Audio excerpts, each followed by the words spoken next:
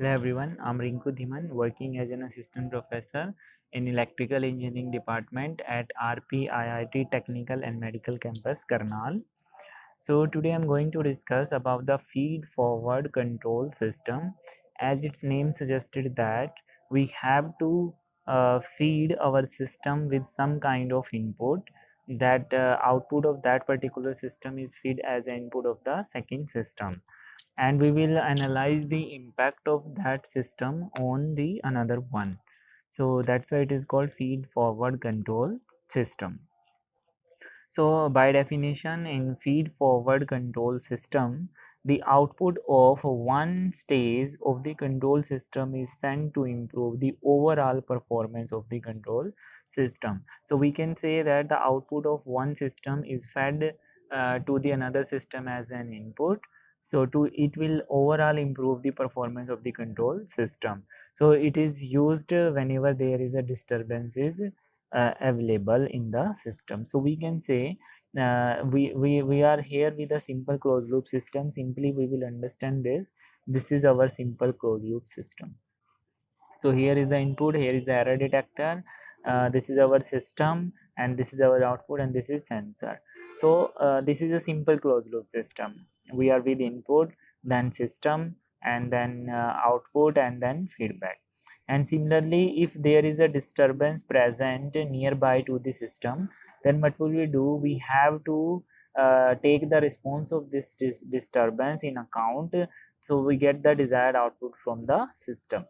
So what we will do, we are here with a disturbance. So disturbance, say any kind of noise, any kind of interference, that is we should be considering the system response as well, because we have to finally work in a physical environment, and we always consider the all kind of disturbances in the system. So the disturbance we will add before the system and after the system as well. So we'll get the input, so it will neutralize the disturbance in the same pattern, we can say. So we will add the disturbance, that is feed forward system. Feed forward here mean that we are feeding our input signal for in forward direction with some disturbances, so that's why it is feed forward system.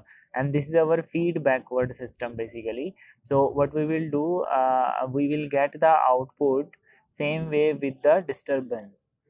So we will put the disturbance as the signal over here, so we will add the disturbance over here with the input signal, and the total response will go over here in the system as well, and finally we'll get the output, right?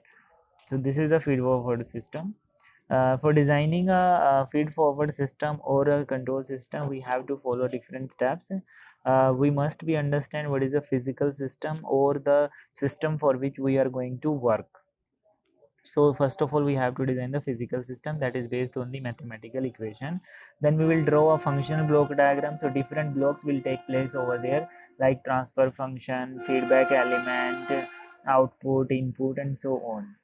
Then we will convert into a schematic. So if we are making a software approach, firstly we will draw a design or schematic on the software, and then finally obtain a precise block diagram or a signal flow chart. So signal flow chart is nothing but we will mention that the input is flow from this block to that block, and that block to final block, we can say that. Okay, then finally we'll get a transfer function of that output upon input. We will get the transfer function, or we will analyze the system transfer function that give the relationship between the input and output. And finally we'll analyze the system by checking its behavior about the stability, or we can say that if the system is stable and it is finally meet our desired requirement, then we can say that the system is perfectly designed.